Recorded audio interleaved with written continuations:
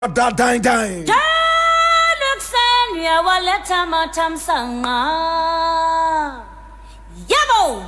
This is the voice of the patriot, and here we speak truth to power. We don't criticize, but if we must, we would only do that on one condition: to build and not to destroy. That is why we keep saying we are in the service of God and country. This is the voice of the voiceless, and my name Blakk Rasta.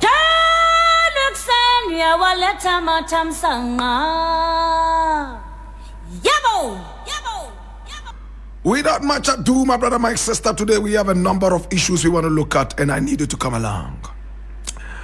Now, the very first story we are looking at is taken from Graphic Online, and this is the national communicator. Yeah, this is Jack Coffee. Why? We're listening to Blakk Rasta.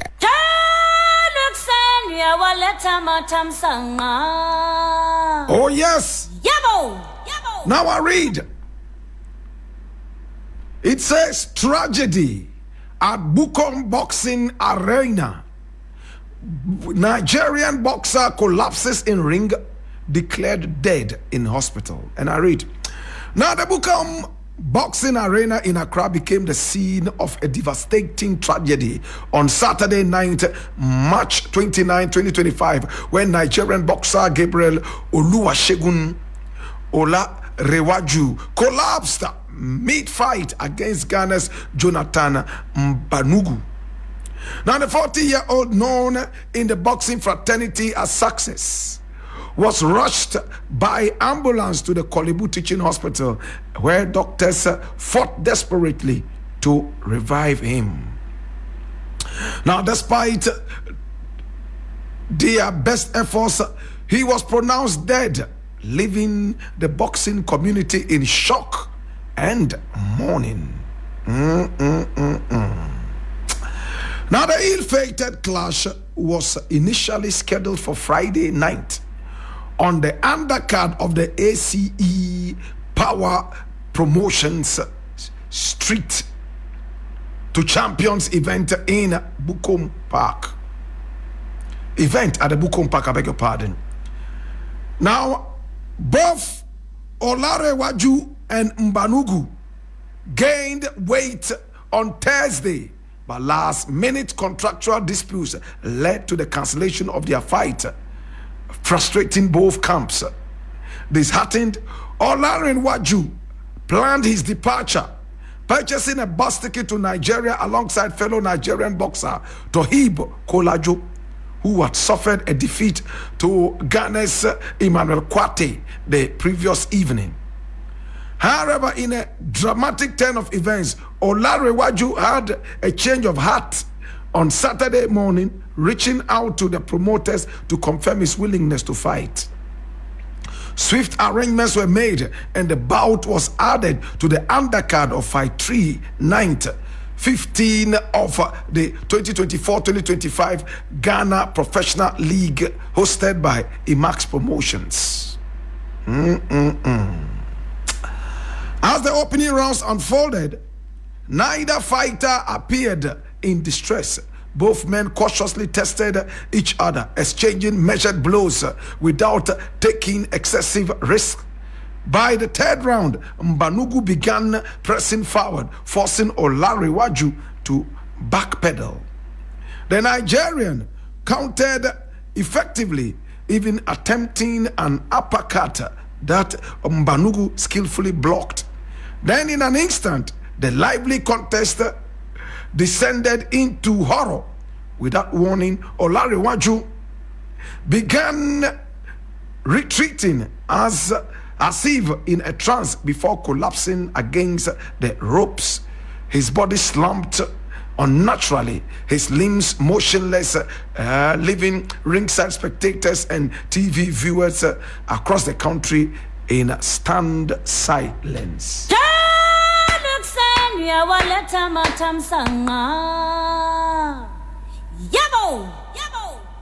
It is this foolishness we continue engaging in all over the world. America claims that it is so democratic. England says It is the most democratic country in the world, the father of all democracy. We claim, my brother, my sister, that we are civilized human beings.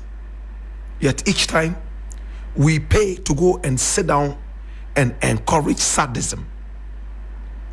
Two men willingly come into a ring to visit each other with harm. They punch each other's eyes out, lacerate each other's skins. Blood is popping out and spilling in the ring, and people applaud this nonsense. In a country where there is a lack of doctors, better still, a shortage of doctors, we are always able to get doctors to abandon patients in the hospital and rush to the ringside in order to take care of willing fighters who are ready to shed blood for nothing. I cease to understand why people who claim they are Muslims and Christians, majorly, will go into a boxing arena to encourage the beating of people. Blood is being spilled. In some instances, people even lose their lives, they die. Yet every time we are ready to go out there and cheer people, whack each other down to death. Is this not barbarism? If it's not, tell me what it is. I cannot fathom, my brother, my sister, how every now and then human beings would acknowledge and subscribe to this sadist way of life. My brother, we are ready to arrest anybody who is violent on the street. Yet we allow two willing people to go into a ring, hack each other down to death. The worst of it is the UHF or whatever FF they call it. Kicking each other in the groin, using their elbows on each other's faces, drawing excess amount of blood. My brother, my sister, what are we doing to each other? Now, anytime you buy a boxing ticket, remember that you are encouraging sadism.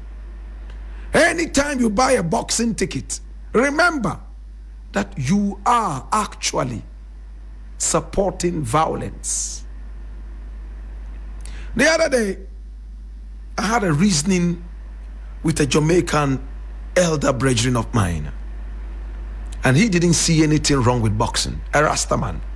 He told me, Africans are natural warriors, and boxing has saved a lot of people from street fights and all that.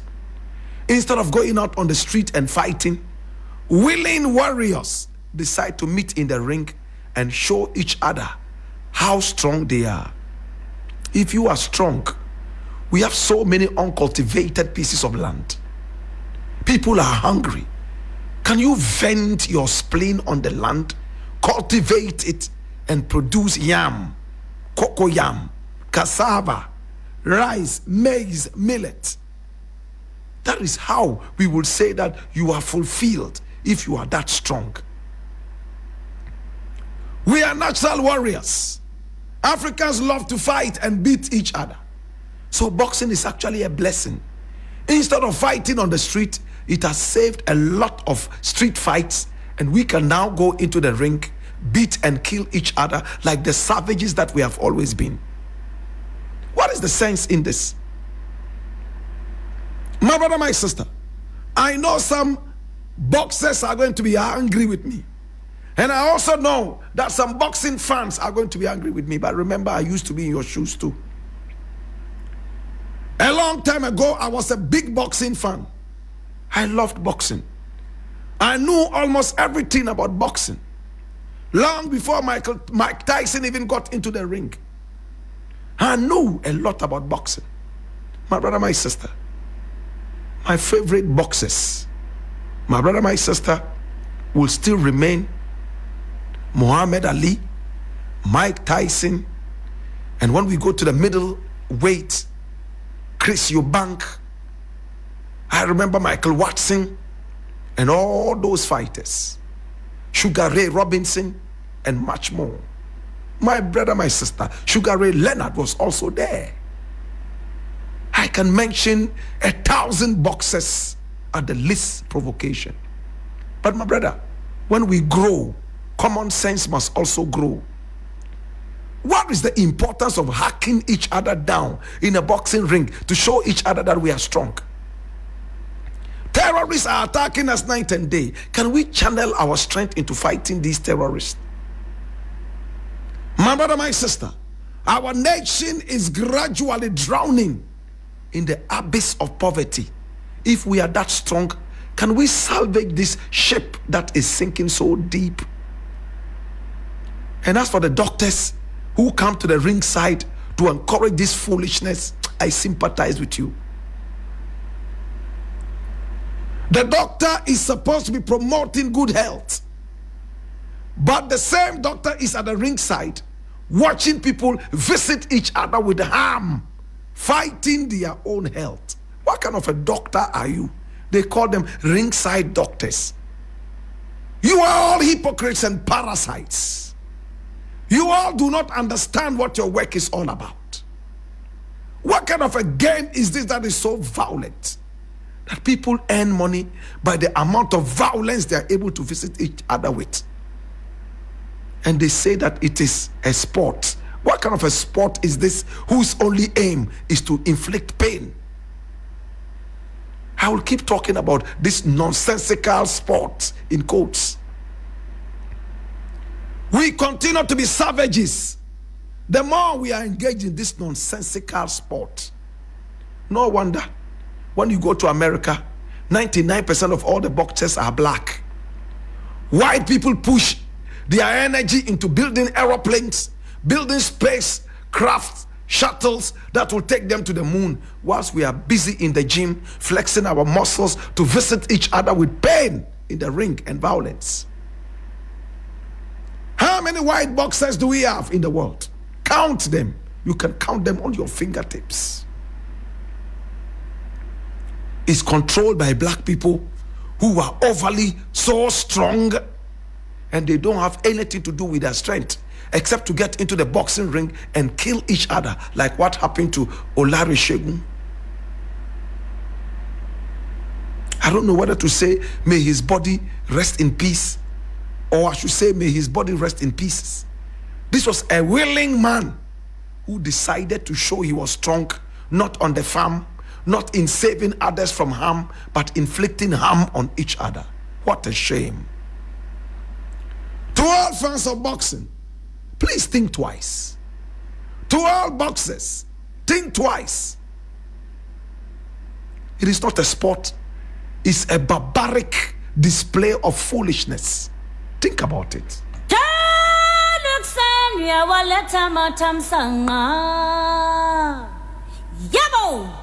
I am waiting for the first African leader who would come out and ban boxing on the grounds of unnecessary violence. All these boxers who claim they are strong, why don't you train them for the army? Or train them to be farmers? Why don't you train them to do something productive with their strength, rather than going around hacking down each other? Today, if America bans boxing, all African countries, my brother, my sister, will also ban boxing, because we don't want to think outside the box. Until America thinks, we are not ready to think for ourselves. My brother, let America ban boxing today. Ghana will be the next country to ban boxing. What kind of a dirty sport is this? As long as America does not ban it, it is okay. After all, America is the brain, I don't know, the think tank of the world. What a shame.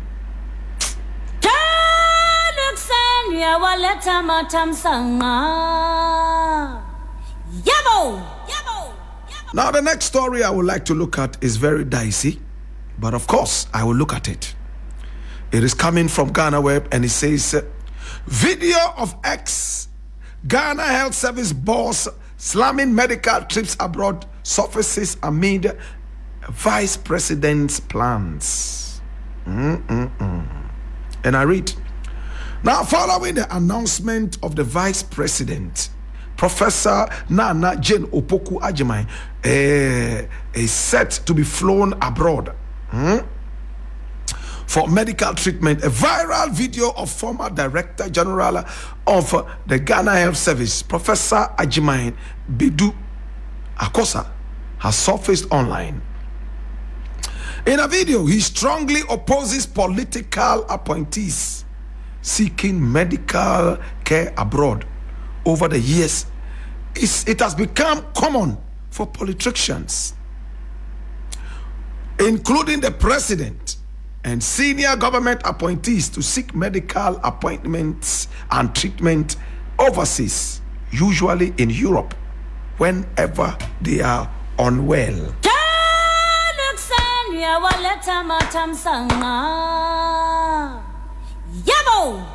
We were told that on Friday evening, Professor Nana Jane, Vice President of Republic of Ghana, was taken suddenly ill and rushed to the UGMC, that's the University of Ghana Medical Center, for treatment. And over there, it's been said that she needs to be flown outside the country for better treatment.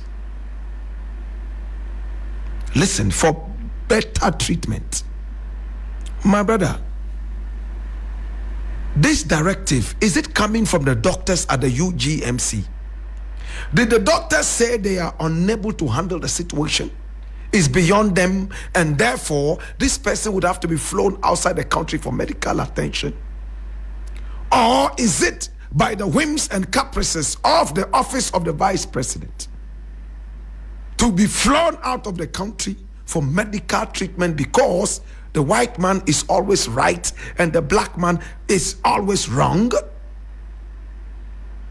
We saw Nana Akufo-Addo flew out of this country night and day to seek medical attention. Bawumia did the same thing. In the wisdom of John Dramani Mahama, His Excellency, he has built a number of hospitals, completed a number of them.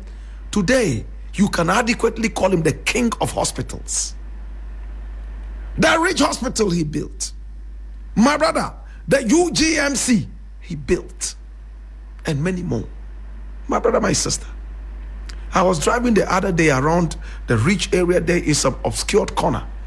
And there was a hospital that came up. I've forgotten the name of it. I think it's a bank hospital or something. And I was told that Mahama built that hospital. My brother, are we just building hospitals without the requisite doctors and nurses to run those places? Or we are still colonial minded, that anytime we are sick, we must seek attention from our colonial masters? I remember Honorable Blakk Rasta in opposition saying that politicians must be banned from flying outside the country for medical attention. And I believe he said it in the good interest of the Ghanaian. Today, my brother, my sister, I hear Nana Jane is getting ready to fly out of the country. Or has she flown out already? What is the sickness? What is the medical condition? Can it not be handled in this country? Or do we keep looking down at our own doctors and medical personnel? Now, the science behind this thing is this: as long as we push our politicians to stay here and seek medical attention, they will have the health facilities, doctors and nurses in mind whenever they are making policies, because they know that when they are ill, and everybody falls ill time after time, our hospitals will be well equipped to take care of us. I don't agree with Nana Agyeman flying out of this country for medical attention. Once you have made yourself available for political office, you must be ready to bear the consequences. If we have one or two politicians lose their lives in our Ghanaian hospitals, my brother, my sister, I am sure they would be sure to make sure that our hospitals are well equipped. Do you agree with me? We are those who are the sacrifice every time. We have no money to fly abroad. The money we pay as taxes, all these people who claim they are our servants, all of a sudden become our masters. They have the best of healthcare. They fly out of the nation at will to take care of themselves, pay huge amounts of money to foreign hospitals and doctors. Our doctors continue to languish in poverty. Nana, if I were you, with all respect, I will stay here in Ghana like President Kufuor did. President Kufuor had a major surgery in a Ghanaian hospital right here. And when he got well, we all applauded him. Today, President Kufuor is still alive. My brother, my sister, all politicians who have given themselves out for public service must remain in this country. They have no right to send their children out to school.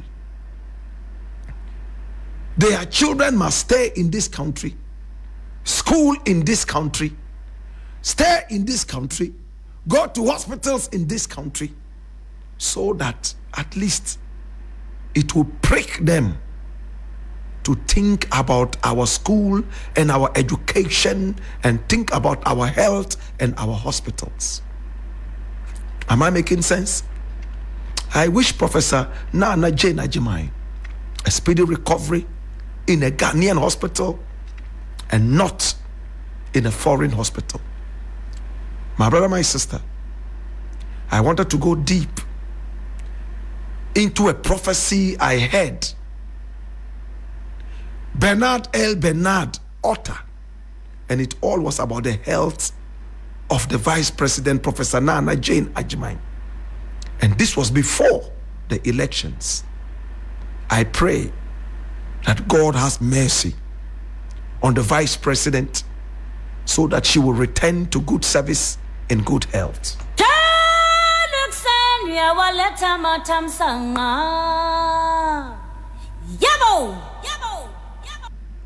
Now the final story I want to look at is taken from My Joy Online, and it says Mahama warns leaders against decisions that kill after debt crisis claims lives.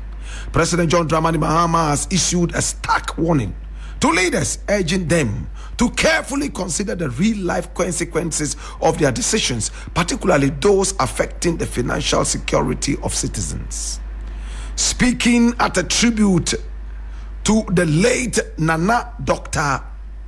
Ajekum Ado, CEO of Karma Group of Companies, he linked his passing to the devastating effects of the domestic debt exchange program introduced by the previous government.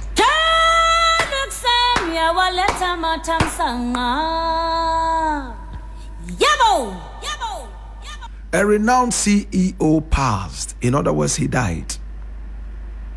John Dramani Mahama was at the obituary, and he made these utterances.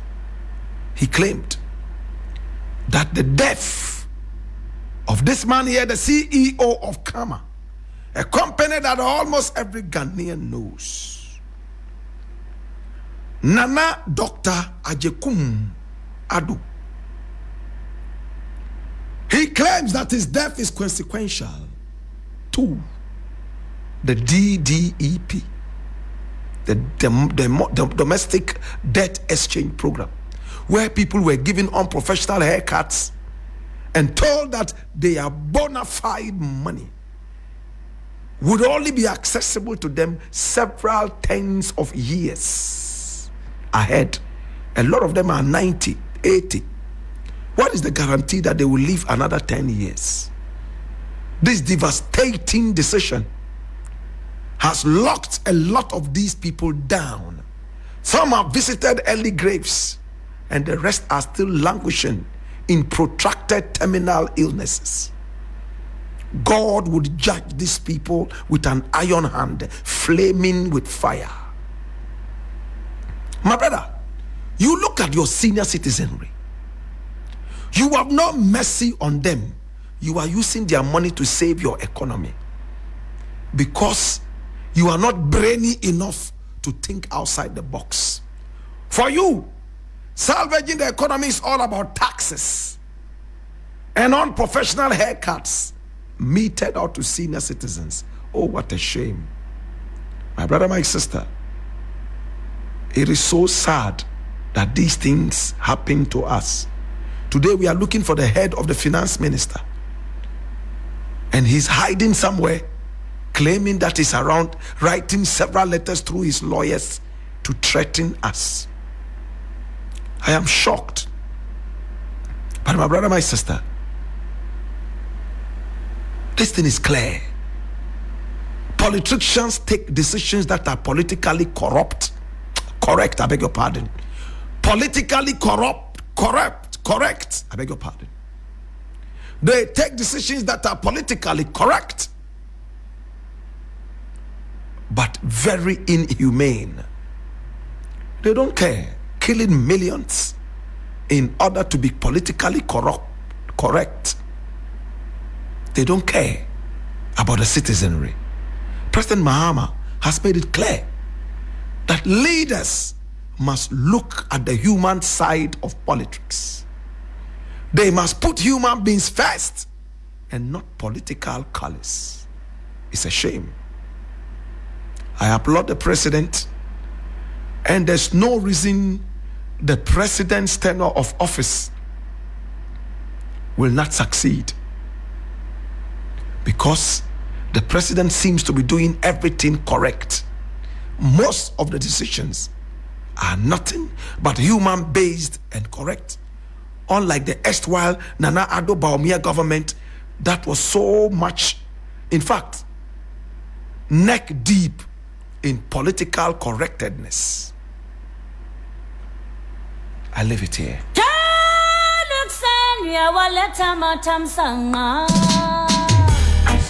Yellow.